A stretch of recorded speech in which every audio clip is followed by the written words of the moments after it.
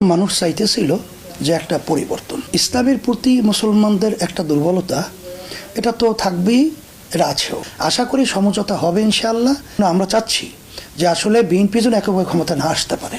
আইন শৃঙ্খলা পরিস্থিতিটা আসলেই এটা অত্যন্ত প্রশ্নবিদ্ধ। তো জয় আলহামদুলিল্লাহ, মানুষের আমরা যেটা সারা দেশব্যাপী যেটা লক্ষ্য করেছি, মানুষ একটা পরিবর্তন চায়। এই চাওয়ার পিছনে তাদের যৌক্তিক কারণও আছে। কারণ 53 বছর শেষ হয়ে 54 বছর শেষ হয়ে গেল। এই 54 বছরে বারবার সরকার পরিবর্তন আমাদের দেশে মানুষ দেখেছে, আমরা দেখেছি।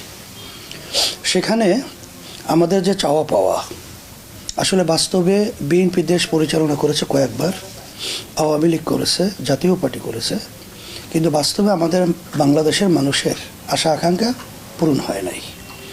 বরঞ্চ দিনাদিন আমরা দেখেছি যে অশান্তির আগুনগুলো সর্বত্র দাউ দাউ করে জ্বলছে।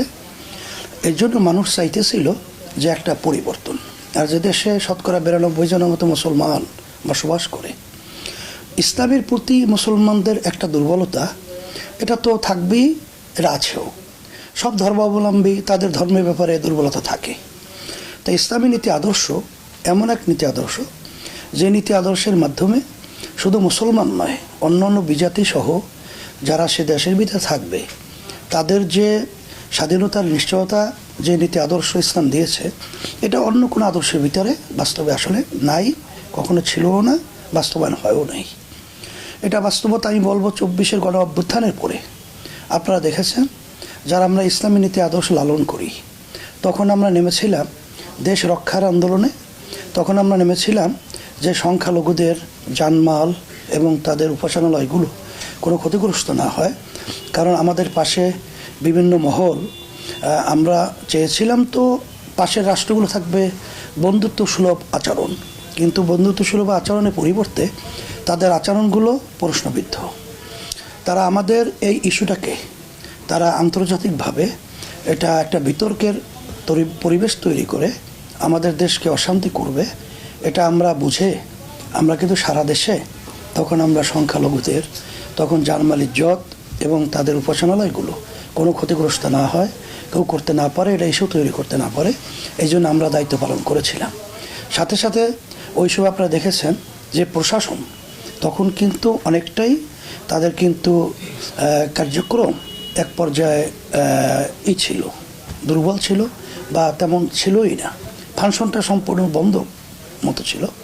তখন আমরা কিন্তু বাংলাদেশের মানুষের কষ্ট লাঘবের জন্যে তখন আমরা ট্রাফিকের সিগন্যালের দায়িত্ব পালন করেছি। কিন্তু ওই সময় যারা ইসলামী নীতি আদর্শ লালন করে না, তখন তারা এই সুযোগে নেমেছে তারা চাঁদাবাজের জন্যে, চাঁদাবাজ, লুটতরাজ এবং সাথে সাথে স্টেশন দখল, ঘাট দখল, এই বিভিন্ন প্রক্রিয়ায়। তো এগুলো মানুষ দেখায়, মানুষ আর বারবার মার্কল সন্তান হারা হোক, এটা বাংলাদেশ মানুষ চায় না। আমাদের দেশে চাঁদাবাজি থাকুক, আমাদের দেশের টাকা বিদেশে পাচার হোক, আমাদের দেশ অন্য দেশ এখানে মাতুকবাড়ি করবে, তাদের প্রিসক্রিপশন অনুযায়ী চলবে, এটা কিন্তু বাংলাদেশের মানুষ এখন চায় না। তো এইটা পরিবর্তনের জন্যই যখন আমরা দেশ প্রেমিক এবং ইসলাম যারা নাকি প্রেমিক রয়েছে, ইসলামী দল রয়েছে, তখন আমরা সিদ্ধান্ত নিয়ে যখন এই আওয়াজটা মাঠে ময়দানে আমরা তুলেছি, তখনই আলহামদুলিল্লাহ আমরা আশানুরূপ আমরা সাড়া পেয়েছি। এখন কথা হলো যে নির্বাচন ঘনিয়ে আসছে, তাফসিলও ঘোষণা হয়েছে। এখন ব্যাপার হলো আমাদের সমঝোতাটা আলহামদুলিল্লাহ নিয়মতান্ত্রিকভাবে চলছে। আশা তো করি অল্প সময়ের ব্যবধানে আলহামদুলিল্লাহ একটা সুন্দর পরিবেশ তৈরি হবে এবং কয়েকদিনের মধ্যেই আশা করি আমরা এটা ঘোষণা দিতে পারবো ইনশাআল্লাহ। এখানে প্রার্থী সিলেকশনের ব্যাপারে আমরা আমাদের সাংগঠনিকভাবে আমরা আমাদের সারা দেশের প্রতিটা আসনের আমরা তথ্য আমাদের আমরা এটা সংগ্রহ করেছি। সেই অনুযায়ী আমরা যারা 8 দল আছে তাদের অবস্থান, আমাদের অবস্থান, বিএনপির অবস্থান সহ সবই আমরা মোটামুটি একটা জরিপ আমরা নিজেরা করে আমরা একটা অবস্থান তৈরি করে সেটা নিয়ে আমরা পর্যালোচনা এবং অন্য যারা আছে তারাও তাদের নিজেদের তারাও ওইভাবে মাঠ পর্যায়ে সংগ্রহ করেছে। আর আমরা সবচেয়ে বেশি গুরুত্বটা দিচ্ছি যেখানে প্রার্থী হয়ে আসার মতো অবস্থান যাদের, তাদেরকে আমরা অগ্রাধিকার এটা দেওয়ার ব্যাপারে গুরুত্বটা আমরা বেশি দিচ্ছি।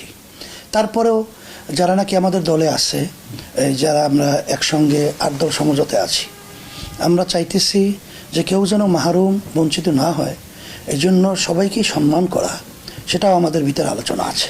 সমঝোতার আমার ধারণা অনুযায়ী শতকরা প্রায় 60 ভাগ বলা যায়, 60 বা 50 ভাগের একটু বেশি এরকম হয়ে গেছে। উল্লেখযোগ্য তেমন বাধা তো তেমন একটা নজরে আসে নাই, তবে কিছু বাধা তো থাকবে, এটা তো স্বাভাবিক। যে আমি বলবো আমার দলের অবস্থান ভালো, আর একজন বলবো আর দলের অবস্থান ভালো, এটা থাকতেই পারে। এটা আলোচনার পরে আল্লাহর রহমতে আশা করি এটা অসুবিধা হবে না, এটা সমাধান হয়ে যাবে ইনশাআল্লাহ। কিছু আসনে আপনারা এই ধরনের বিষয় করবেন কিনা, যে ওপেন স্পেস যে সমঝোতা হচ্ছে না, এই আসনে আমরা সব দল ওপেন ভাবে রেখে দিব, এই ধরনের কোনো এটা এখন পর্যন্ত ওভাবে আমাদের সিদ্ধান্ত তো আসে নাই। তবে আগে পরে যারা জোট করছে বিএনপি সহ, তাদের তো এই অবস্থান ছিল। 2-1টা আসনে হয়তো বা এরকম ঘটনা ঘটলে তখন পরামর্শ ভিত্তিকে আমরা দেখব যেটা ওইভাবে করা যায় কি না। এখনও আমাদের মাথায় ওটা ওইভাবে গুরুত্ব আমরা দিচ্ছি না। আমরা আশা করি আমরা সমঝোতা করতে পারবো ইনশাল্লাহ। অন্য দল আসার ব্যাপারে আলোচনা করছে, কিন্তু সেটা আমরা খুব ভালোভাবে খতিয়ে দেখতেছি যে যারা আমরা এই যে 5টা দফা নিয়ে আমরা যুগপৎ আন্দোলনে ছিলাম, বিভাগীয় সমাবেশগুলো করলাম, সেখানে যারা নাকি আমাদের সাথে আগে পরে ছিল, তারা হঠাৎ ওই সময় যারা সরে গেছে, তাদের ব্যাপারটা আমরা দেখব যে কেন এখন তারা আসতে চায়, তাদের উদ্দেশ্য লক্ষ্যটা কী। এখন আমাদের এখানে আসলে এটা কি আসলে দেশ, ইসলাম, মানবতার কল্যাণ হবে, না আসলে বাস্তবে ব্যক্তি স্বার্থ উদ্ধারের জন্য আসে, সেটা আমরা বিবেচনা বা আলোচনা ওইভাবে রাখতেছি। আমরা তো প্রথম অবস্থায় জমিয়ত উলামা ইসলাম সহ একাত্রেই ছিলাম, এবং একত্রে তখন জামাত ওইভাবে আমাদের সাথে একাত্রে ছিল না। তখন আমরা বিশেষ করে কওমি ঘরানার যে ইসলামী দলগুলো আছি, বাংলাদেশ খেলাফত মজলিস, তারপর ইসলামী আন্দোলন বাংলাদেশ, জমিয়ত উলামা ইসলাম, নিজাম ইসলাম, তারপর পরবর্তীতে আসিয়া আমাদের সাথে যোগ হয়েছে খেলাফত আন্দোলন, ঐক্য জোট এর আগেই ছিল, ঐক্য জোট এরাও আমাদের সাথে ছিল। তখন আমাদের কথা ছিল যে আমরা ইসলাম দেশ মানবতার কল্যাণের জন্যে আমরা একটা বাক্স, এই নীতি অন বক্স, এইটা আমরা একমত হয়েছিলাম। সেখানে জমিয়ত উলামা ইসলাম হয়েছিল, তারা সাংবাদিকের সামনে আমাদের সহই এটা ব্রিফিং দিছিল। তা হঠাৎ মানে এখানে আপনার লিয়াজু কমিটি প্রত্যেক দল থেকে 2 জন করে নিয়মতান্ত্রিক বৈঠক চলছিল, 2-1 মিটিং তাদের সাথে একাত্রে ছিল, হয়েছেও, তাদের অফিসেও বৈঠক হয়েছে। কিন্তু হঠাৎ তারা আসলে বের হয়ে গেল কেন, এই কারণটা আসলে আমাদের কাছে স্পষ্ট না, এটা আমাদের কাছে পরিষ্কার না যে তারা কেন বের হলো। তখন আমি ওই চরমনাই মাহফিলে বলছিলাম যে হয়তোবা তাদেরকে কেউ হয়তোবা বের করে নিল কি না। এখন তো আমরা দেখি আসলে বাস্তবে বিএনপির সাথে তারা অনেকটাই একাকার হয়ে তারা কাজ করতেছে এবং করছে। তা আমাদের কথা হলো যে 53 বছরে আমরা ইসলামী দল করি, 54 বছর শেষ হলো। এখানে আমরা অনেকেই কিন্তু ইসলামী দলগুলোর ভূমিকাটা ছিল পরগাছা বলতে অন্য গাছের উপর ভর দিয়ে চলা। তো এখানে আমরা দল করি, আমাদের দল যদি নিজেরা গাছ হয়ে দাঁড়াতে না পারি, তাহলে আজীবনের এবং পরগাছার ভূমিকায় আমাদের থাকবে, তাতে ইসলাম এবং দলের তেমন একটা উপকার আমার নজরে আসে না, এবং দেশেরও কোনো কল্যাণ আসবে বলে আমার কাছে মনে হয় না। সেই দিক থেকে তাদের যে এখন ভূমিকাটা আমরা লক্ষ্য করছি, এটা আমার বুঝে আসে না কেন তারা এটা করছে আর কিসের জন্য করছে। কারণ এখন তো পরগাছার ভূমিকায় চলে গেল, কারণ বিএনপির সাথে জোটে যাওয়া মানে তাদের নেতৃত্বে তারা থাকা। এখানে তো বিএনপি পরিষ্কার বলছে তারা শরিয়া আইনে বিশ্বাসী না, তারা পরিষ্কার বলছে যে এখানে মৌলবাদীর অভয়ারণ্য এটা যেন না হয়, তারেক রহমান বলেছে। তারপর তারা বলেছে যে এখানে দক্ষিণ পন্থাদের উত্থানে তারা, অর্থাৎ দক্ষিণ পন্থা মানে ইসলামী দলের উত্থানটা, এটা তারা বিঘ্নিত, চিন্তিত। তারপরেও তাদের সাথে তারা যাওয়ায় ইসলামের কি উপকার তারা করতে পারবে, দেশে কি কল্যাণ করতে পারবে, এটা আমাদের বোধগম্য না। তবে আমি বলবো যে তাদের এই চিন্তাটার যে তারা বলতেছে যে এখানে জামাত আমাদের সাথে নির্বাচনী সমঝোতায় আছে, তারপর আমরা পিআর পদ্ধতি চেয়েছিলাম, এই কয়েকটা কারণ তারা দেখায়।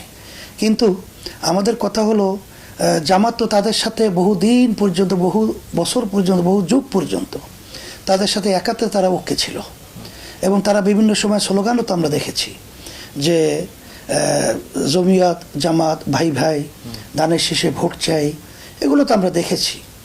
তারা একাত্রে ছিল, এখন তারা তখন কিন্তু এই ধরনের কথা বলে নাই। এখন তারা বলতেছে এর কারণ কি, কোথার থেকে আসতেছে, কে বলাইতেছে, এটা কিন্তু অনেকের কাছেই প্রশ্ন।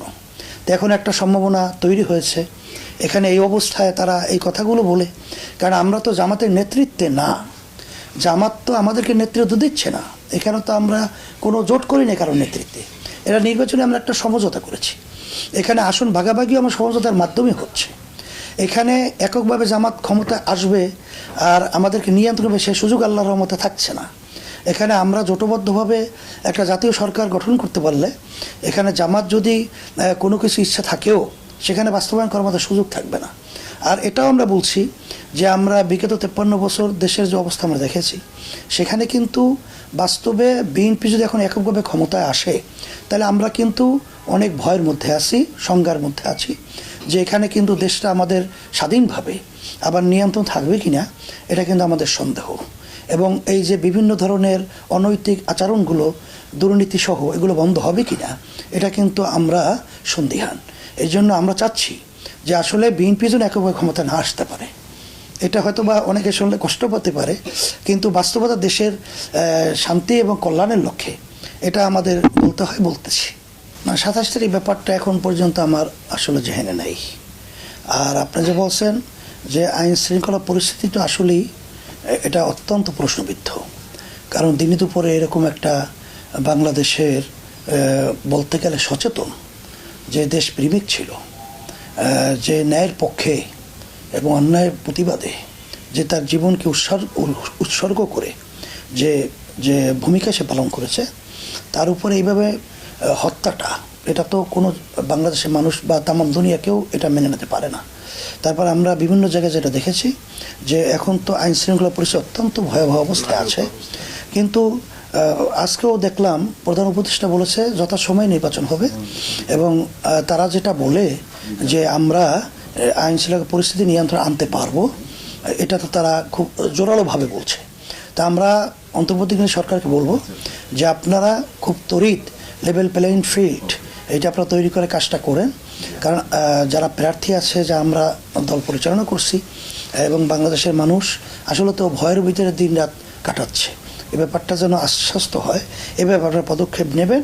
এইটা অন্তর্বর্তীকালীন সরকার, নির্বাচন কমিশন সহ তাদেরকে বিশেষ করে আমরা অনুরোধ করছি, এবং এটা আপনারা খুব ত্বরিত করবেন।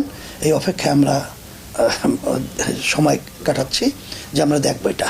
তারপরে যদি পরিবেশ ওইভাবে তৈরি না হয় তখন তো আমরা আবার আলোচনা করে আমরা দেখবো যে এখন নির্বাচন আমরা যেতে পারবো কি পারবো না। সমঝোতা না হওয়ার কোনো আশঙ্কা আমার এখনও আমরা দেখছি না। তবে আমরা তো স্বাভাবিকভাবেই আগেই 300 আসনে প্রার্থী দিয়ে রেখেছি, এবং অন্যান্য যারা নাকি আমাদের সাথে তারাও তো প্রার্থী দিয়ে রেখেছে। আশা করি সমঝোতা হবে ইনশাআল্লাহ। আর কার্যক্রম তো সারা দেশে সাংগঠনিক চলবেই। সেই হিসাবে যখন আমরা বলবো প্রার্থীদেরকে আপনি থাকবেন না, তা আমাদের দলের তো আমরা আল্লাহর রহমতে আশা করি যে আমাদের দলের নেতাকর্মীরা ওইভাবে ইনশাআল্লাহ তৈরি হয়ে আছে। তারা এ ধরনের কোনো আচরণ করবে বলে মনে হয় না যে ব্যতিক্রম কিছু করবে।